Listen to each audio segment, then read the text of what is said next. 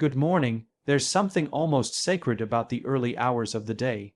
The world is quieter, the air feels cleaner, and for a brief window of time, before the emails pour in, before the traffic clogs the roads, before the noise and chaos of life wake up and demand our attention, we are given a choice to lead or to follow, a choice to act with purpose or to react in panic, a choice to begin with intention or to simply begin by accident. This is the power of a morning routine, not the kind of power that shouts or boasts, but the kind that whispers you are in control. You get to decide who you are before the world tries to decide for you. Let me ask you something. Have you ever had a day where everything just seemed to flow? Where your mind was clear, your energy steady, and your attitude unshakable? That kind of day doesn't happen by accident. That kind of day is usually the result of a morning that started with intention. And intention, when practiced consistently, becomes a habit, and that habit becomes a way of life. But here's the thing, routines don't just organize your morning, they organize your mind, they prepare your body. And most importantly, they align your actions with your values. Why the first hour matters, let's think about this logically. The first hour of your day sets the tone for every hour that follows. It's your launch pad. If you get it right, you carry momentum into your work, your relationships, and your sense of purpose. If you get it wrong, or worse, give it away to distraction and stress, you are playing catch-up before you've even begun. When we wake up and immediately reach for our phones, what are we saying? That someone else's agenda is more important than our own. That we're willing to let the world dictate how we feel. That we are reactive, not proactive. But when we build a morning routine with intention, we're saying, I value clarity over chaos. I value creation over consumption. I value discipline over default. A morning routine isn't about being perfect. It's about being prepared. It's not about the tasks, it's about the meaning now. Let's break a myth. A good morning routine is not just a checklist. Wake up at 5 a.m., drink lemon water, journal, meditate, cold shower, read 10 pages, exercise. All of those things might be helpful, but they are only powerful when they are meaningful. The purpose of a morning routine isn't to impress anyone. It's to ground you in what matters most. You don't need 5 hours of self-care to be successful. You need 30 minutes of clarity. Start small. Ask yourself, what do I need to feel grounded? What will help me show up today as the best version of myself? For some people, it's silence. For others, it's movement. For many, it's prayer or journaling or a walk in nature. The most important part of a routine is that it is yours. It should reflect your values, your goals, and your vision for the kind of life you want to lead. Discipline is the path to freedom. People often say they don't have time for a morning routine. But the truth is, you can't afford not to have one. Let me explain. When you take control of your morning, you gain control of your mind. When you gain control of your mind, you make better decisions. And when you make better decisions, you build a better life. It's not about rigid schedules. It's about intentional systems. Systems give us the structure to create, to lead, and to live with more peace and less pressure. A powerful morning doesn't restrict your freedom. It creates it. Freedom isn't the absence of discipline. It's the result of discipline. If you want to lead a life of purpose, you need to create patterns that support that purpose. And the morning is the best place to begin. The routine is the rehearsal for the mission. Think of every morning as a private rehearsal before the public performance. You don't rise to the level of your goals. You fall to the level of your systems, and your systems, your habits, your rituals, your mindset, are built, refined, and tested each morning, before the meetings begin, before the deadlines pile up, before the world gets noisy. Each morning is a quiet stage, and on that stage you practice clarity. You rehearse focus. You remember who you are. Leaders are not made in the spotlight. They are made in the solitude of their routines. What happens without it now? Let's be honest. What happens when we don't have a morning routine? We wake up late. We rush. We check our phones. We skip breakfast. We forget what we care about. We go straight into reacting, into surviving, into faking confidence. And by 9 a.m., we're already depleted. We start our day stressed, scattered, and behind. But that's not because we're lazy. It's because we haven't designed a better system, And here's the encouraging part. You can design a better system. Starting tomorrow, all it takes is a simple decision. I will begin my day with intention. Start with why. Then add the how. So what does an intentional morning look like? It starts with why. Why do you want a routine? Is it to feel more energized, to be a more present parent, to write your book, to grow your business, to heal your mind? Once your why is clear, the how becomes obvious. If you want to be creative, include time for writing or quiet thinking. If you want to be calm, begin with breathwork or meditation. If you want to be healthy, move your body. If you want to be strategic, review your goals. Don't copy someone else's plan, build your own. But do it with consistency, because consistency builds confidence, and confidence is what turns routine into rhythm. Momentum is the hidden benefit. Let me share one of the most overlooked benefits of a morning routine. Momentum. Momentum is more valuable than motivation, because motivation fades. Momentum compounds when you complete one meaningful task early in the day. Whether it's making your bed, doing 10 push-ups, writing in a journal, you send a message to yourself: I am capable. I follow through, I finish what I start. That tiny win creates a ripple effect. You make the call, you send the proposal, you show up with more clarity and less fear. One small action, repeated daily, builds an identity. An identity shapes destiny. It's not just for you. Finally, understand this. Your morning routine isn't just for you. When you show up more grounded, more focused, and more present, the people around you benefit. Your partner feels it, your children feel it, your team feels it. Because when you lead yourself well, you are more equipped to lead others. We are not just building better mornings, we are building better leaders. Better families, better lives. Final thoughts, so I'll leave you with this.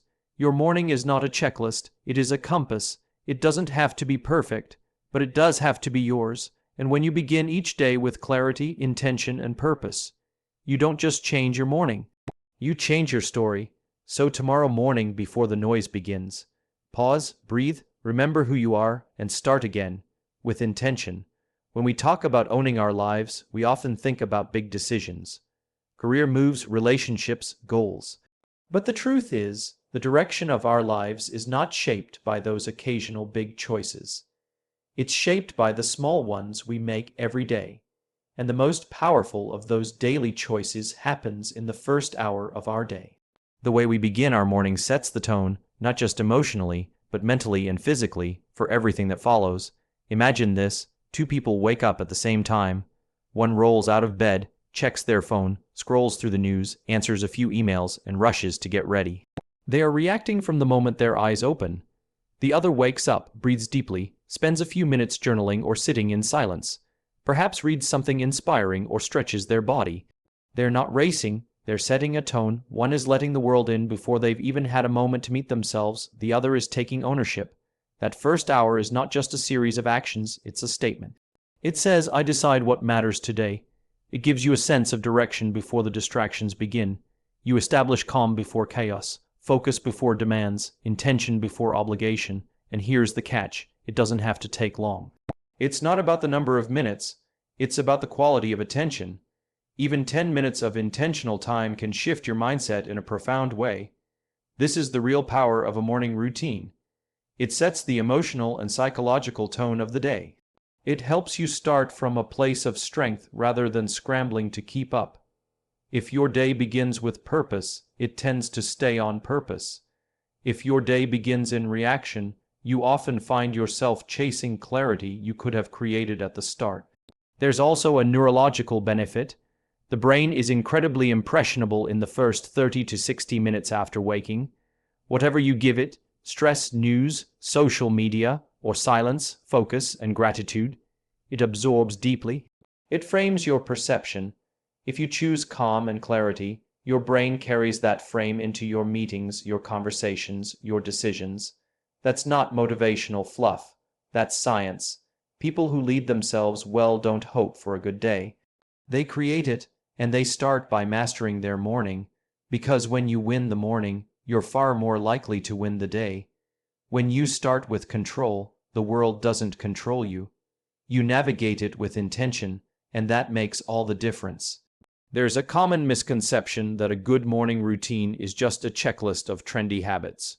Wake up at 5 a.m., drink lemon water, journal, meditate, hit the gym, read a self-help book, take a cold shower. While each of those practices can be valuable, none of them matter if they're done without meaning. A truly powerful morning routine is not about ticking boxes. It's about creating a personal ritual that aligns with your why. It's not about copying what high performers do. It's about designing something that makes you feel centered, grounded, and purposeful. Too often, we treat routines as mechanical. We think the goal is efficiency or productivity, but the real value of a morning routine is emotional and psychological. It's about who you're becoming while you do these things. The point isn't that you meditate. The point is that you create space for reflection. The point isn't that you write in a journal. It's that you create clarity around what matters. Every habit you choose should be a reflection of your identity and values, not just someone else's success formula. When you design your morning with intention, you begin the day with a sense of agency. You're saying, "This is how I want to feel today. This is how I want to lead today. This is what matters to me." That's very different from waking up and letting the world decide for you. The world will always have demands. Your inbox, your social feeds, your responsibilities. If you don't anchor yourself early, those things will pull you in every direction. But when you start the day in alignment with your values, you become more resilient to outside pressure. You're less reactive and more deliberate. You respond to challenges with perspective instead of panic. You lead conversations with intention instead of insecurity. That doesn't come from following a generic routine. It comes from a meaningful one. The key is to focus on how your routine makes you feel. Does it ground you, inspire you, energize you? If not, it's time to adjust it. Maybe journaling isn't your thing. Try a voice memo instead. Maybe meditation feels forced. Go for a mindful walk. The form doesn't matter, the feeling does. This is not about discipline for its own sake. It's about alignment, because when your habits reflect your purpose, they stop feeling like chores and start feeling like rituals. And rituals, done consistently, create rhythm. That rhythm is what carries you through the chaos of the day with calm, confidence, and clarity. So don't aim for a perfect morning. Aim for a personal one. Let your routine be a reflection of your values, your priorities, and the kind of person you are becoming. That's where real power lies, not in the actions themselves, but in the meaning behind them. One of the greatest misunderstandings about structure and discipline is that they limit freedom. We hear the word routine and immediately associate it with rigidity, boredom, or a loss of spontaneity. But that couldn't be further from the truth. In reality, structure creates freedom. Discipline is not the opposite of freedom. It is the path to it. And nowhere is this more evident than in a consistent and intentional morning routine. When you build a morning routine, you're not just building a sequence of actions. You're building a system, a framework that supports your highest priorities and protects your energy from being wasted on distractions or indecision. Think of your morning as the launch pad for the day. Without a clear plan, you're at the mercy of external forces, the urgent email, the social media notification, the unexpected fire to put out. But with structure, you reduce friction. You reduce decision fatigue. You remove uncertainty. You start with clarity. Let's consider a common example. Without a morning routine, you wake up and have to decide, do I check my phone? Do I eat now or later? Should I work out or skip it? That mental clutter may seem small, but it compounds quickly. Decision fatigue sets in before you've even opened your laptop. But if you've already created a system, wake up, stretch, drink water, review goals, journal for 5 minutes, you free yourself from all that noise. You just follow the rhythm, you conserve willpower, and you begin the day feeling in control. And it's not just about efficiency, it's about peace. A well-structured morning gives your mind space to breathe. It provides a predictable, grounding environment in a world that's often unpredictable and chaotic. That predictability brings calm. It's not boring. It's stabilizing. It allows you to approach your day with a clear head and steady heart, rather than rushing from task to task in a reactive state. The irony is that those who resist structure in the name of freedom often feel the most trapped, by time, by stress, by constant overwhelm. But those who embrace discipline in the morning create space for freedom later in the day. Because they've taken care of themselves early, they're more present in meetings, they make faster, better decisions, they communicate with clarity, they're not distracted by what they haven't done, they're focused on what they get to do. Discipline gives you the power to choose how you spend your time. It removes the burden of chaos and replaces it with confidence. And that confidence is a powerful force. It allows you to say no to distractions and yes to opportunities. It enables you to show up with energy, focus, and integrity. So the next time you feel resistance to routine, remember this: structure doesn't confine you, it frees you. Discipline isn't punishment.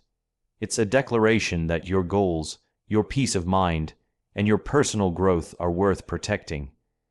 And the morning is the best place to start protecting them. One of the most underestimated forces in personal growth is momentum. We often chase motivation, waiting for inspiration to strike or for the right feeling to show up before we act.